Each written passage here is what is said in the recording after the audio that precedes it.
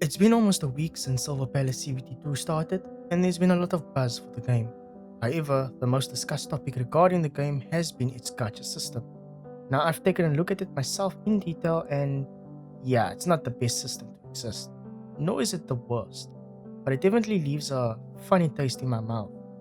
What I've definitely taken note of is various posts across social media platforms that post all the information explaining how the gacha system works, but includes information that either has no proper source or is just based on an assumption that can easily be disproven. Now, unless there's a big hate agenda being pushed towards the game, I don't really fault these people for making assumptions. I mean, nowadays it's very easy to do so. So, for those of you who clicked on this video, my goal is to clear up the assumptions, explain what these assumptions were based on, and why these assumptions ever came to existence, and then wrap all that up with my thoughts on what we, as players who really are interested in this game, whether you are a beta tester or someone on the outside, can do for this game going forward.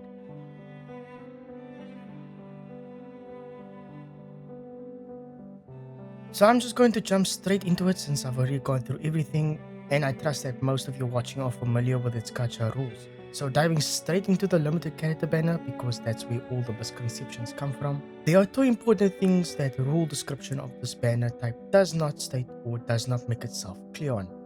Number 1. What happens to the remaining petty progress a player has on a limited banner when it goes away? And number 2. When a player pulls a 5-star, what is the probability that the 5-star will be the featured character? Firstly, with regards to the petty progress, all of the posts I've seen going around of the gacha system being explained have a point added that says that the banner petty carries over to the next limited banner. I have not seen a single official source confirming this information, and I don't believe the CBT2 lasts long enough for a second banner rotation to appear. Otherwise, the beta testers could have potentially tested if the pity would carry over. So until we get confirmation from proper sources or playtesting, I don't think we should state this information as fact. But just because there isn't official confirmation that there is no pity carryover, does not mean it's confirmed that there is no pity carryover at all. And this is where I need you to hear me out. So from what I've heard, the pity used to be 120 and had a double pity system similar to Arknight's Infield. And then it got reduced to 100 but became a single pity system. Keeping this info in mind, it's also interesting how every big gacha game during their CBT2 had a very transparent gacha system. It's as if these developers are still indecisive on what they want their gacha system to operate like. But now let's just say, for the sake of it, that they're not indecisive, but rather purposefully obscuring crucial information of the gacha system. It won't be a permanent thing, because by the time the game releases or enters its final beta, all this information would have to be, by law, made fully clear and transparent to the consumer base. Regardless of whatever reasoning, the fact remains that information is not fully presented and people are kind of filling in the blanks via assumptions. The same applies for the second point, the probability of pulling a featured 5-star, but there's a slight oversight to this one. So unlike the 4-star rate that states a probability of 50% to get a featured 4-star character, there is no such information stated when it comes to obtaining a featured 5-star character.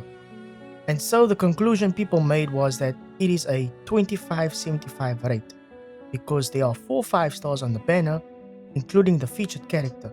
This, I can confidently say, based on all the present information that is given to us, is a false statement. A 25-75 rate would imply that the featured character has an equal chance to be obtained alongside non-featured characters.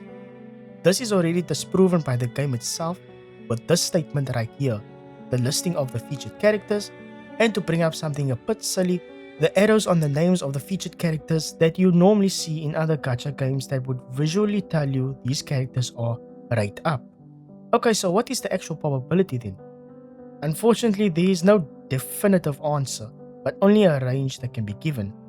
When one pulls a 5-star, the probability of the 5-star being the featured one will be within a range of more than 25%, because the game already tells you it can't be 25%, and less than 100%, because we got player confirmation that you can actually not get a featured 5-star character if the written text wasn't believable enough.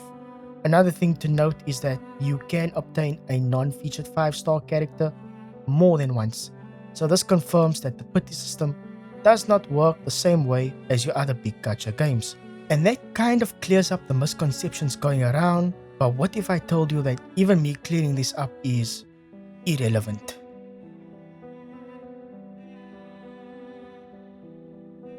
So one thing that gets my head scratching is seeing people's opinions on the gacha system as if it's set in stone. Yes, you can like or dislike it, but I think there's too much of a sentiment going around like, oh, it's so over for Silver Palace. Oh, I was so interested in the game, but then I saw the gacha system and changed my mind. Don't get me wrong, I have no such issues with such opinions, provided it was based on a fully released game. But the good news is, it's not fully released yet, it's still in CBT2 and subject to change. So if there was a time where you, as a potential Silver Palace player, had the ability to provide constructive feedback to incite positive change to the game, now is the best time to do so. I can only hope that all the current beta testers provide the necessary feedback on everything and anything that needs to be said about the game, since they are encouraged to do the surveys for access to the next beta. As for us non-beta testers, we got our usual social media sites and forums to provide an outsider's view about the game, which is also valuable feedback. So if you're someone who has genuine criticism of the game, whether it's just the gacha system or anything else related to the game in particular, don't be afraid to make your voice heard. Just keep emotional hate out of it before anyone starts to mistake your words for slandering the game or, oh, this person is just a hater. But that's just my thoughts on the matter. If you found this video insightful, please make sure to give it a like, subscribe to the channel if you like more insightful discussion videos like this in the future, or you're just interested in Silver Palace content because this game is heavily on my radar and I look forward to make meaningful content on it in the future. I'm Shackmeister, signing off.